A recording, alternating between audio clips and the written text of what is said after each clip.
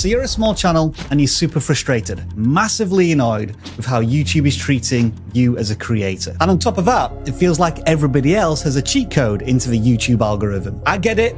I know your pain. I felt like that myself on many occasions. So listen up and gather round. Before you make another video, sit down and watch this video and follow it to a T. Because if you decide to ignore this, well, the YouTube algorithm may just ignore you. Nobody wants that, do they? The YouTube algorithm is like a digital gatekeeper. Hey! It holds the keys to determining which videos get recommended to users of a platform. And the key word here is recommended. You see, the algorithm doesn't hate you, it just barely even knows you, which is the key to getting recommended.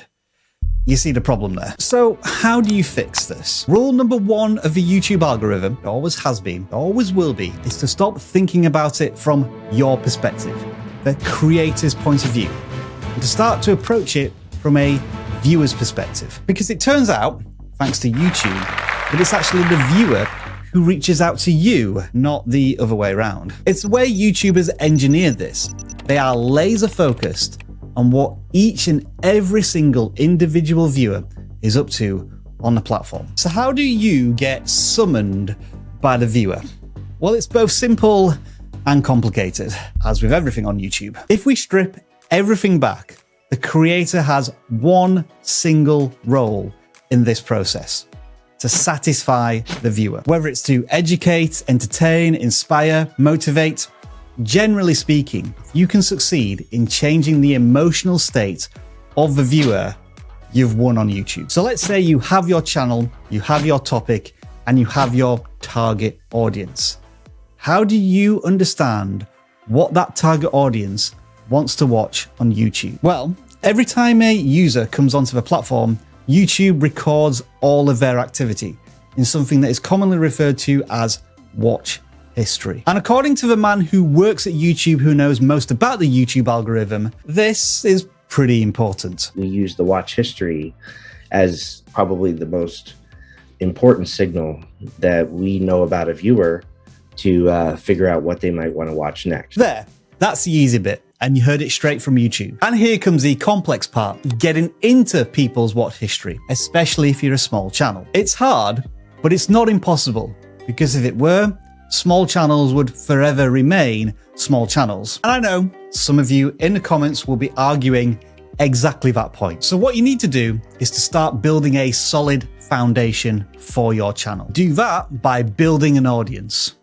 building a community. And on YouTube, that boils down to connecting with real people. You, the creator, and your audience are real people, all seeking meaningful content. It's crucial that we all keep this in our minds as we go forward on our YouTube journeys, because there are often other numbers that just get in the way, such as subscribers. It's too easy for us, and we're all guilty of doing it, of turning viewers into numbers. And from there, those numbers turn into analytics we need to beat on a monthly basis, or requirements that need to be met. I know how hard it is to get out of this mentality, because right now, I'm talking to nothing more than a piece of glass, and I can only see my own reflection in the viewfinder over here. Given that I've got to take all of this footage, put it on a computer, edit it, upload it to YouTube, and publish it in maybe a week's time, I'm not necessarily thinking about you who's watching and listening to the video right now.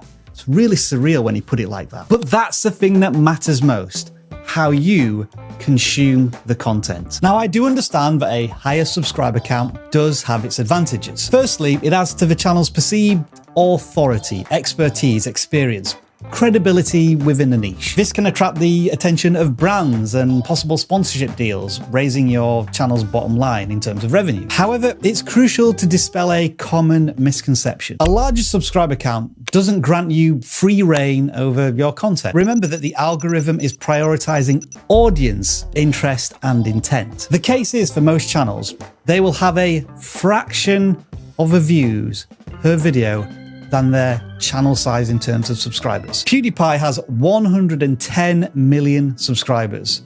Each of his videos get less than 3 million views.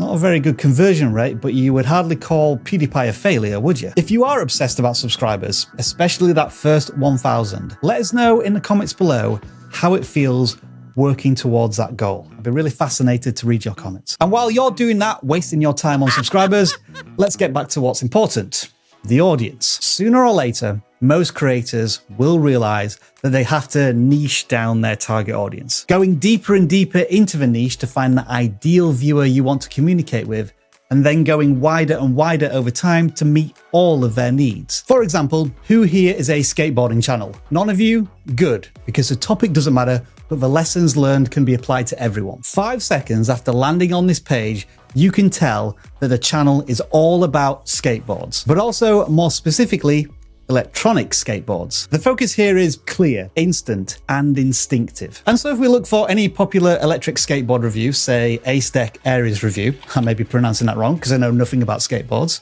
there he is popping up in the first search result, because he's creating content that would obviously appeal to a certain type of person. And that's what you should probably do when you're first trying to make yourself discoverable. Make yourself also searchable. When we have absolutely no behavioral data, we're going to probably rely more on the metadata, the data that we have in terms of the title and the description.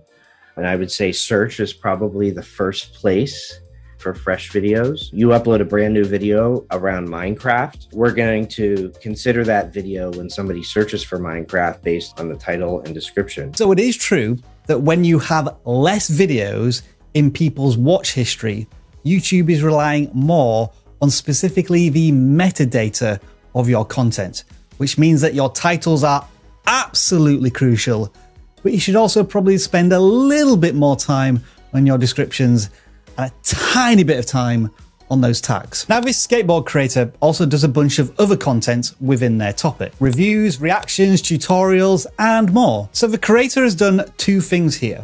Not only have they niched down, but they've spread the content across various styles and formats. So he is operating within a sub-niche, but he's also covering all of their needs. And so let's have a look at the metadata and the marketing of his videos. Look at Daniel's titles, thumbnails, and his descriptions.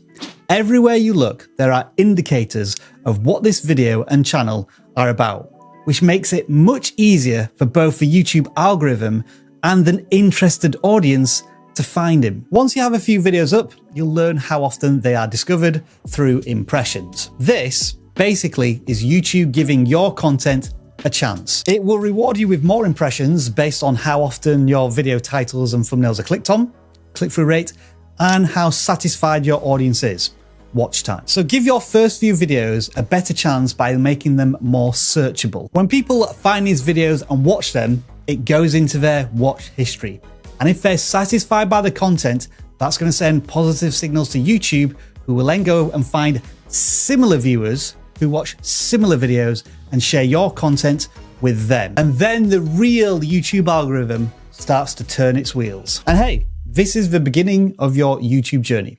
You have my permission and YouTube's license to experiment. The YouTube algorithm feeds more off of viewers rather than creators. It doesn't care if you have 3 subscribers, but it does care if your first video after a few weeks has 3,000 views. Stay focused, be consistent, experiment along the way, but most importantly, make sure you have fun doing it. This is just one thing you should be doing on YouTube. But what about all the things that you shouldn't be doing? Well, the chances are, as a relatively new channel, you might be committing some of these sins already. Check out which ones you're guilty of right here.